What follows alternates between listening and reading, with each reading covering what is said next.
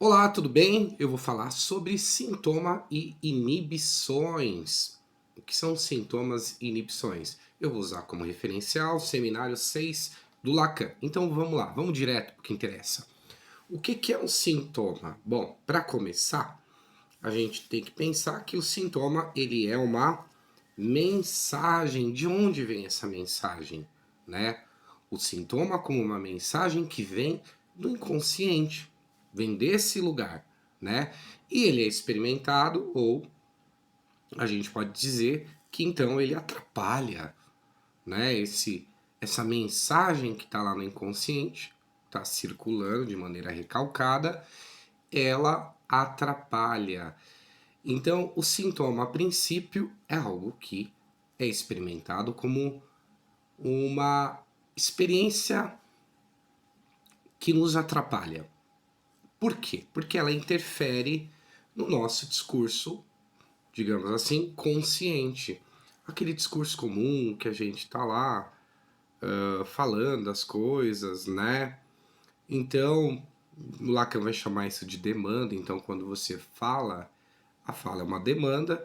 Então, esse discurso comum nosso de cada dia é o discurso comum e o sintoma, ele interfere nesse discurso, ele atrapalha esse discurso. Então, sintoma é uma mensagem do inconsciente que atrapalha o discurso consciente ou discurso comum. O sintoma também é uma metáfora ou um fenômeno metafórico, lembrando que metáfora a gente pode chamar de ideia, uma imagem, uma ideia que resume um tanto de outras ideias. Então, às vezes você tem que explicar algo complexo que comporta várias proposições, mas para não precisar explicar todos os detalhes, você cria uma ideia, você cria uma metáfora. Então, o sintoma dentro dessa perspectiva é uma metáfora, é um fenômeno metafórico, né? E o que acontece? Tem um significante recalcado. Se o significante está recalcado, a gente diz que ele é inconsciente, porque os significantes são que circulam no inconsciente são recalcados. O que é recalque? Algo que está escondido da consciência, que não é facilmente acessível, mas que está lá circulando, né, no seu inconsciente. Então, quando ele se manifesta como sintoma, ele se manifesta como um fenômeno metafórico de algo que está recalcado. Então, aquilo que está recalcado emerge para o nível da demanda, que é aquilo que eu falei do discurso comum, atrapalhando os outros significantes que estão sendo usados, ou vamos colocar de uma forma mais fácil, atrapalhando o seu discurso, né? E essa atrapalhação, então, é o que a gente chama de sintoma, né? Interferindo, então, naquilo que você já está usando, que está aparecendo no seu discurso. Então você não tem controle, ele só aparece, por isso que é um sintoma, né? Então pode ser aquele, sei lá, discurso chato que fica rodando na sua cabeça, que te distrai. A distração, então, é um sintoma, né? Essa voz, ou esse discurso, ou enfim, esse falatório interno que a gente percebe que às vezes rola dentro da gente, né? Principalmente a gente fica mais, a gente fica em silêncio, a gente nota mais. Então, isso é um sintoma de distração, por exemplo. Então, o teu discurso tá lá, consciente, mas tem coisas que não são conscientes que vão atrapalhando, que vão interferindo. Bom, sintoma também é um significante do desejo. Pô, vamos lá, o que é isso? O sintoma, então, ele coloca em jogo, ele coloca no jogo, coloca na partida, né, o desejo. Né? Você acha que o jogo, a gente pode achar que o jogo é só aquilo que a gente está falando, não é? Então, o sintoma ele mostra e diz, fala, opa, tem algo a mais, que você não tem controle, mas que está rolando dentro de você. E isso é o desejo. Então ele mostra que tem um desejo ali. Ele sinaliza que existe um desejo ali. E um desejo que muitas vezes a gente não reconhece. Então, o sintoma também é um lugar de satisfação. Então, se a gente fala em sintoma, vamos pegar o próprio distração, ou pode ser sintoma de qualquer sintoma, tristeza, sei lá, tô me sentindo meio persecutório, né? Então, esse sintoma, ele é uma forma de satisfação. Algo está sendo satisfeito, algo que está no seu inconsciente, que não encontrou uma forma de se realizar. Esse conteúdo está lá, circulando no seu inconsciente, e ele não consegue se manifestar a nível consciente. Então, a forma que esse conteúdo encontra de se satisfazer é te atrapalhando, é aparecendo nas lacunas do seu discurso, lacunas que você não tem controle, tem uma brecha, tem uma iança lá, e é a iança onde aparecem sintomas e é onde ele se satisfaz. Então, o sintoma também é uma satisfação, também é um lugar onde um conteúdo inconsciente se satisfaz, tá bom? Causa sofrimento, né? É um lugar de satisfação. Olha que paradoxal, né? A gente está acostumado a entender que satisfação é prazer, não, mas a dor pode ser uma forma de satisfação de um conteúdo inconsciente. Você não está satisfeito porque dói, porque angustia, porque traz sofrimento, às vezes aquele vacilo, aquele constrangimento, aquele sentimento de vergonha, tal. Poxa, causa dor, causa constrangimento, sofrimento a nível corporal, mas a gente, do ponto de vista teórico, está dizendo que existe uma satisfação ali, só que é uma satisfação que ocorre nesse lugar do sintoma, que muitas vezes é um sintoma que causa dor, tá bom? Aí, esse nome a gente chama de gozo, essa satisfação de um conteúdo inconsciente, ainda que por meio da dor, é o gozo, ou uma satisfação inconsciente. Então tá. Então o sintoma ele tem um lugar na satisfação ou no gozo, que é um tipo de satisfação inconsciente, tá bom? Agora, o que que é inibição? Bom, a inibição é a forma. De que forma que o sintoma se manifesta? A inibição é uma forma, né, de manifestação desse sintoma, tá bom?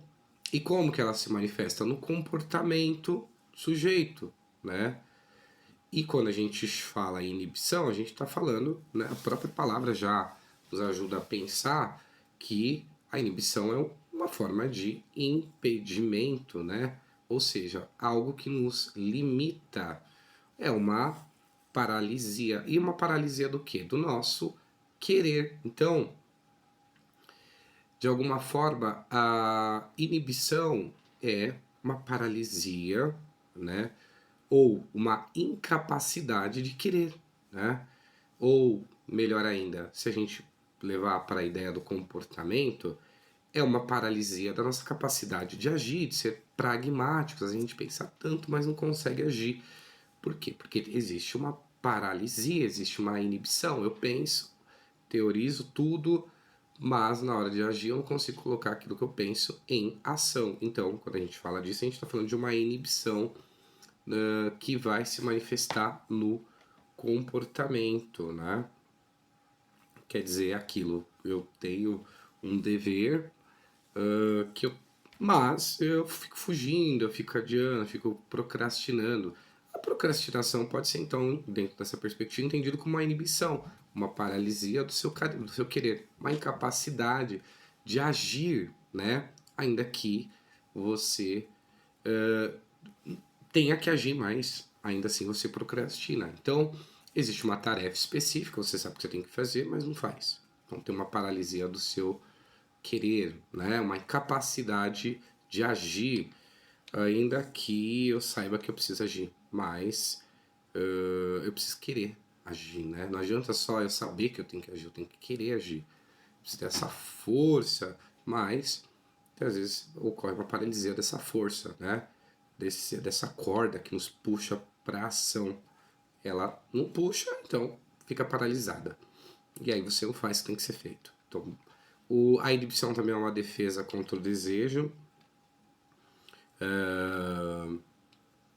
e essa defesa contra o desejo gera angústia, né? Então, você tem um desejo ali, mas essa inibição, ela te defende. Aliás, ela funciona como um mecanismo de defesa contra o seu próprio desejo, né? Então, se a inibição ela para a atuação, e ela para a atuação porque às vezes a atuação pode te levar à angústia.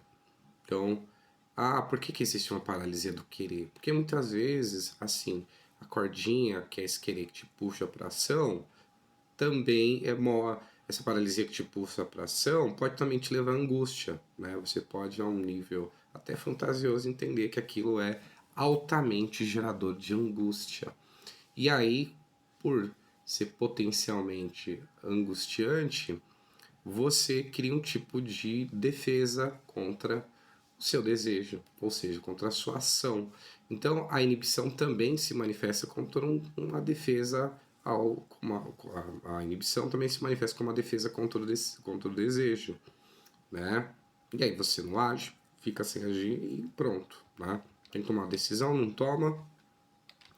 Uma coisa interessante da inibição é que o que sustenta a inibição? Um sintoma. Então, se você tem um sintoma, sei lá,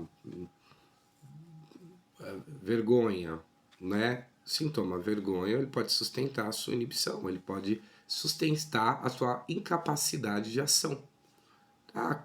Por que eu não consigo agir?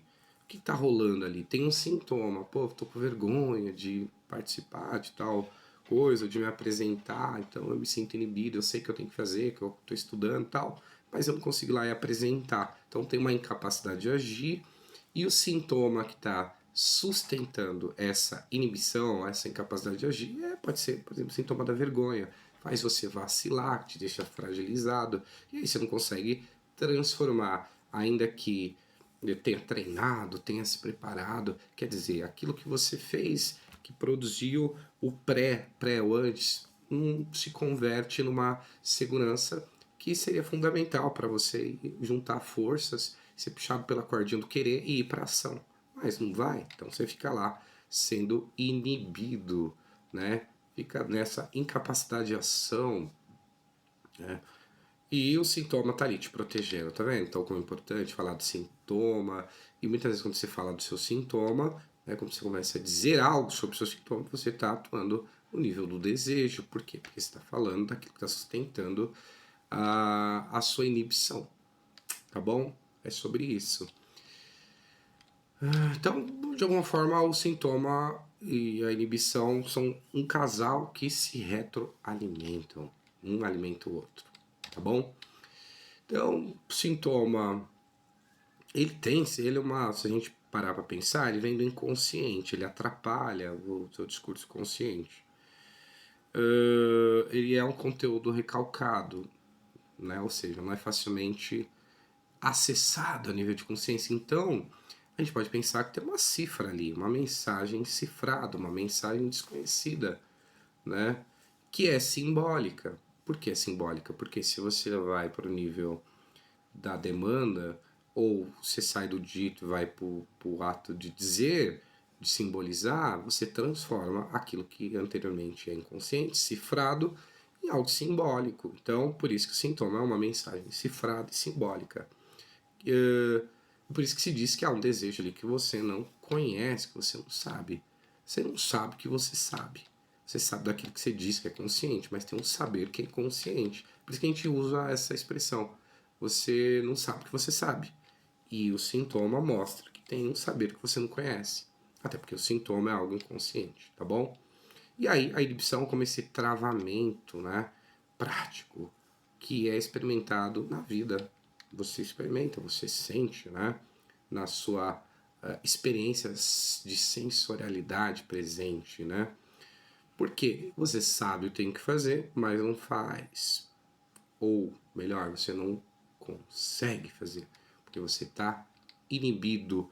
E ambos, tanto o sintoma quanto a inibição, estão ligados à angústia. Lembra, a gente falou da defesa?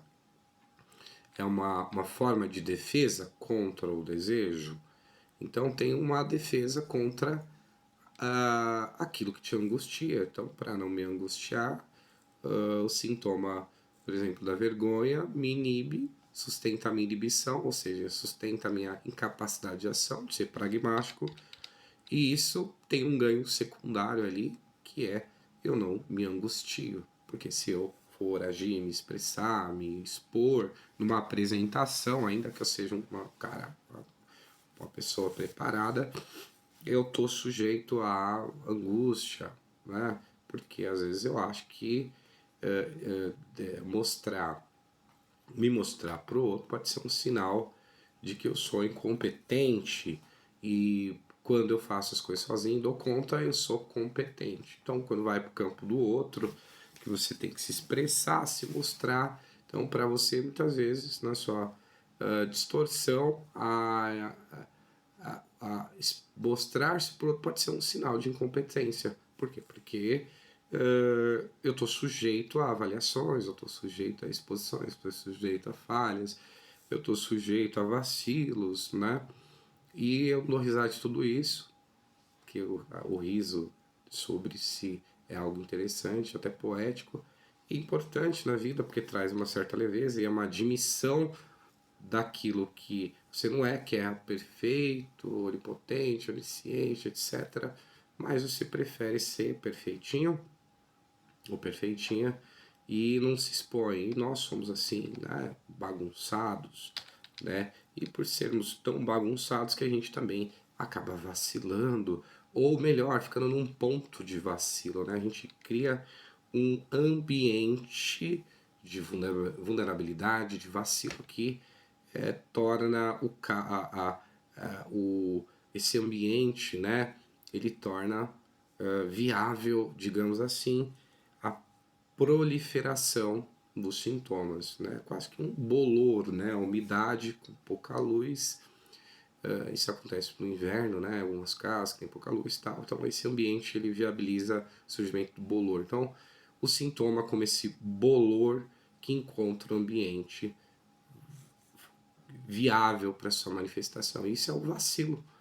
E é ali que o gozo, né?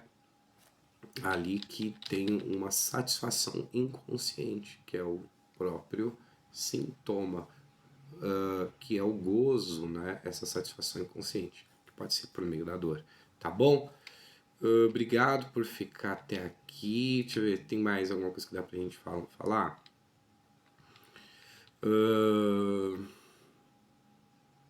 Acho que é importante a gente lembrar que a gente nasce, não nasce falando, pensando, dizendo. Não. Você nasce e você, na figura do papai, da mamãe, da família, do cuidador, você que nasceu é capturado por essa estrutura familiar ou estrutura de cuidados, porque alguém exerce essa função. Ou seja, então, essas pessoas, no final das contas, elas transmitem linguagem, então você é capturado pela linguagem. Então, eu não falo apenas. Não, você não fala apenas, né? Você entra, é capturado por uma linguagem, então você fala a partir do momento que você é capturado por essa estrutura que te transmite linguagem, tá bom? Então é importante lembrar que a gente é capturado pela linguagem, tá bom? E a gente somos pessoas, seres que somos dotados de necessidades biológicas, como sede, etc. E que a gente tem as nossas demandas, né? E como que você manifesta a sua demanda? Por meio da palavra, eu quero, me dá, etc. Desde lá de pequenininho, me dá o leite. Eu choro, o choro é uma demanda de leite, de amamentação, de afeto, de presença da figura que vai amamentar, ou dar o leite, ou dar a comida. Então a gente pede. Só que é interessante que o nosso pedido, no final das contas, não é só o pedido de satisfação biológica, material, né, da coisa. Porque no fundo a gente também está pedindo presença, né? A gente está pedindo que alguém reconheça o nosso pedido. Então, se a gente está pedindo que alguém reconheça o nosso pedido, a gente não tem só uma demanda material, me dá isso, me dá aquilo. A gente está pedindo que alguém reconheça que a gente, eu, você, todos nós temos uma demanda e que, portanto, essa pessoa reconheça que nós somos dignos de ser atendidos. Então, a gente chama isso de afeto, alguém que reconhece essa nossa necessidade de afeto, de amor, de atenção, né? Porque através desse reconhecimento eu entendo que essa pessoa é importante naquilo que ela está pedindo, eu reconheço a demanda dela, né? Material que seja. Então, se eu reconheço, eu atendo. Então, quando eu faço o pedido material, também estou fazendo um pedido de afeto, né? Então, no fundo, a demanda é um pedido de amor e de atenção que você temos, que se manifesta por meio da presença do outro, que só é possível porque esse outro reconhece que a gente é digno, ou merece, ou deve ter isso que a gente está pedindo, tá bom? O desejo é um resto. O que é um resto? Tira tudo, o que sobrou? Sobrou o desejo. Então, ainda que tudo aconteça e estamos sendo controlados, submetidos a uma estrutura de trabalho, qualquer coisa, tem algo que escapa, viu? Que graças a Deus escapa, que é o nosso desejo, que é essa, digamos assim, força também que nos energiza, que nos leva a ter os interesses, essa energia humana que nos movimenta. Ela não fica totalmente capturada, porque ela é metonímica, tá pulando sempre de galho em galho, está nos movendo psiquicamente, transformando o extrato do desejo em energia, por exemplo, psíquica, né, que a gente tem para fazer as coisas, a tal da vigilância, né, ou seja, ela vai se manter presente, vigil, não ficar hipobúlico, né, ou seja, com pouca energia, disposição, apático, tá bom? É isso. Então, o sintoma, no fim, é uma mensagem que chega nas vias do nosso discurso consciente, nos atrapalha, porque às vezes você está falando uma coisa, você vai falar Maria, fala João, vai falar João, fala Maria, e fala, por que eu tive esse ato falho e tal? Ou por que eu fiquei envergonhado? Por que surgiu aqui na minha experiência presente essa sensação de vergonha, de inibição? Não está acontecendo nada tão demais aqui, porque que eu estou sendo invadido por essa experiência. É o sintoma, né? Está se expressando, está se satisfazendo ali. E lembrando que é uma coisa inconsciente e ele é uma metáfora de algo que está lá no inconsciente. Ele é um resumo, como não dá para vir tudo que está ali no teu inconsciente, vem essa metáfora, vem algo que represente tudo isso que está rolando ali. Então, e aí a gente fala que tem um andar de cima, que é o inconsciente, e tem um andar de baixo, que é a nossa fala normal. Então, o que está no andar de cima vai para o andar de baixo, que é o andar da fala, da demanda, que nos escapa, porque não é uma coisa que eu quis falar, pensar, sentir, simplesmente vem. Ela vem como uma distração, por exemplo, atrapalhando tudo. Quer dizer, era para mim estar pensando 100% naquilo, é a minha vez de falar na reunião, daqui a pouco eu estou pensando tantas outras coisas, ou na hora que eu vou falar eu não consigo raciocinar. Então eu fico meio confuso, fico com um nível de obnubulação, acho que falei certo, essa névoa mental. Fala, poxa, eu tava tudo na minha cabeça para falar, agora eu não tô conseguindo, o que tá rolando? É isso. Foi um momento que você foi atrapalhado, ou algo inconsciente se manifestou como sintoma. Veio lá do andar de cima para o andar de baixo, que era o momento da sua fala. Isso vai sinalizar que tem um desejo, né? Um desejo dentro de você, essa força, digamos assim, né? E que talvez não está sendo tão bem reconhecido, tá bom? É isso, acho que tem bastante conteúdo aí, né? Agora, que para finalizar, a gente pode pensar que a análise ela vai ajudar então a pessoa a não se perder tanto nas suas demandas infantis, né? Esses pedidos de amor, ou seja, eu falo, eu demando sempre alguma coisa pro outro, no final eu quero reconhecimento, eu quero a presença do outro, atenção, eu fico capturado por essa necessidade de atenção, de presença do outro, né? Então eu quero entrar na reunião e ser reconhecido como cara super inteligente. Não. E aí eu me perco no processo, né? Quando eu podia, por exemplo, entender que eu posso estar naquela reunião, eu posso estar vivenciando aquela experiência, eu posso aprender alguma coisa, enfim, eu posso me organizar, pensar, entender, me situar melhor nessa reunião, ao invés de precisar dessa demanda infernal, que é esse pedido de amor, né, que vem junto com a demanda, que se manifesta nessa coisa de eu quero presença, eu quero atenção. E por que eu quero presença e atenção? Porque o adulto bonitão quer ser reconhecido como cara super inteligente. Então quando entrar na reunião, ou no trabalho, não falou comigo e tal, poxa, então não tem um valor, tal. Então eu tô sempre, quando eu falo assim, eu não sou uma pessoa, um profissional de valor, tal. No final das contas é porque o outro não, na sua presença, não agiu com presença, com afeto, e aí parece que não foi reconhecido e que a sua demanda material foi lá negociada, articulada, até limitada por conta da própria estrutura do trabalho, que às vezes fala, não é para agora, é para depois. Ou eu não tenho esse recurso para te dar para você fazer seu trabalho.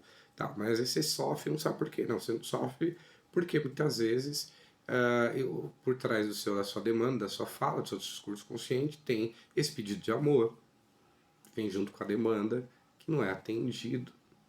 Por quê? Porque não é só eu não posso te dar. Quer dizer, a pessoa te traz um dado de realidade. Você está experimentando ali, ó, faltou presença, faltou reconhecimento. Então, não tenho valor para essa pessoa. É como se quando você estivesse falando, olha, preciso de mais verba para poder fazer meu trabalho. Junto com isso, você estivesse falando, olha, preciso que você reconheça que sou um bom profissional, que sou foda, que sou isso, que sou aquilo. E aí, quando a pessoa só fala, olha, infelizmente, vamos esperar mais um pouco para poder ver essa verba, no final você está ouvindo, ó, você não é um bom profissional, você não tem valor, daí você começa a viajar no imaginário pensando, eu não sou um bom profissional, talvez a pessoa não tenha me dado porque e deu mais atenção pro outro, porque o outro é melhor do que eu e tal. Tudo porque, do fim das contas, junto com a demanda tem esse pedido de amor, se manifesta através da presença, e quando o outro tem pouca presença, porque às vezes não tem mesmo presença, e na verdade não é nem pra gente ficar nessa dependência de presença do outro, né? Digamos assim, dane-se a presença do outro. Então, essa demanda de presença do outro, que atende a sua demanda, é então uma demanda infantil, tá bom? Obrigado, 26 minutos de vídeo, bastante, né? Um abraço pra você, até a próxima, tchau!